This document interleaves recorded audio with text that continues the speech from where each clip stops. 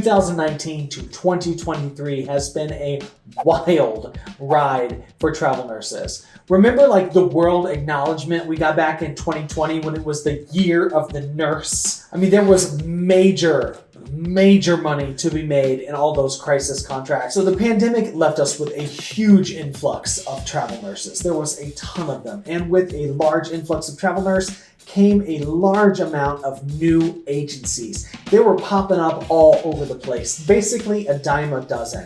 That's where we saw some of those crazy rates from, because they were trying to recruit as many nurses as possible to grab up those contracts as fast as they could. Now that we've reached endemic status, most of these agencies have gone by the wayside. However, there are still a few that are sticking around like the bad leftovers in the fridge. I can't name names, but I can give you red flags to watch out for.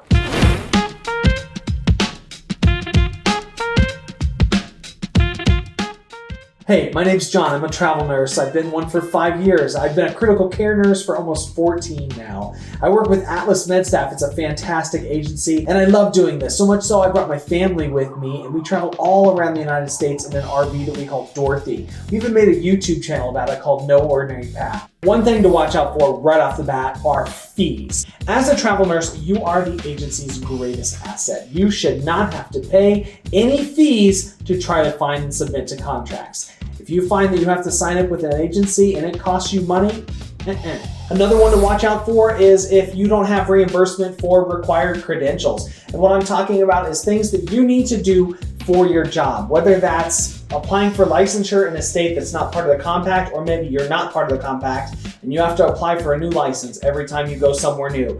Things like ACLS, BLS, PALS, NRP, any of those special certification type things that you have to have in order to do your job. Parking fees, any of that stuff, anything that's pertinent to your job should be able to be reimbursed. Poor compliance is a huge one. Compliance is so important because that's the communication between you, the agency, and then the facility. If you're finding that the agency is contacting you saying, hey, we need you to send us this, this, and this, and you've already sent them all that stuff, or they've lost it, or they can't keep track of their own things, that is a major red flag there. Watch out for that. And you should not be responsible for paying for that up front. An agency should take care of that for you. It's part of the whole gig.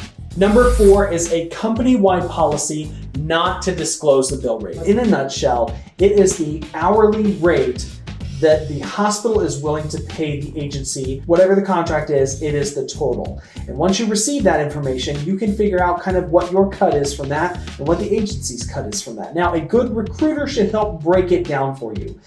If a recruiter and said agency is not willing to disclose that information, for me personally, that's a red flag.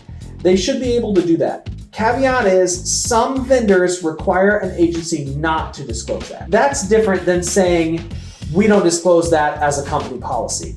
For me, that makes me wonder why you don't disclose it as a company policy. Number 5 is passing you around to different recruiters within the agency. If you find that you have one recruiter for a few months or one contract, and then you have another one, and then you have another one, and then you have another one, all with the same agency, kind of makes you wonder why those people are leaving. You want a solid relationship that you can build with somebody over a period of time as long as you want to do this, and that is really important. Another one for me is kind of a personal thing, and that's what I'm going to say antiquated technology.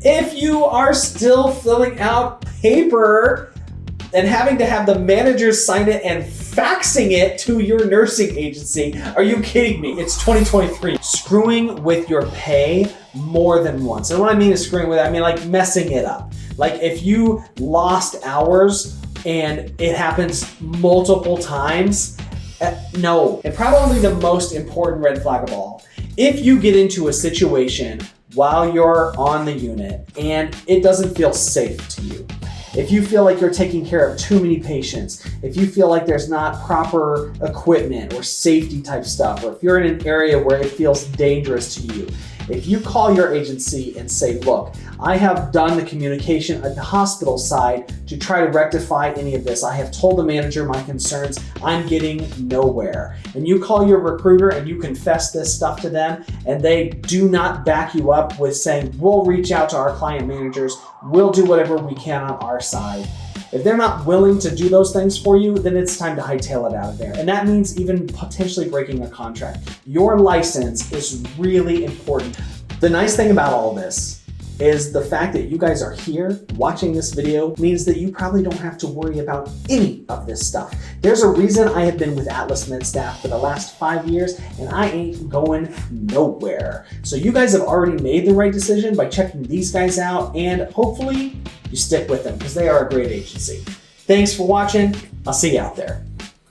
Some of those agencies are hanging around like those bad Stop it, I'm never gonna get anything done.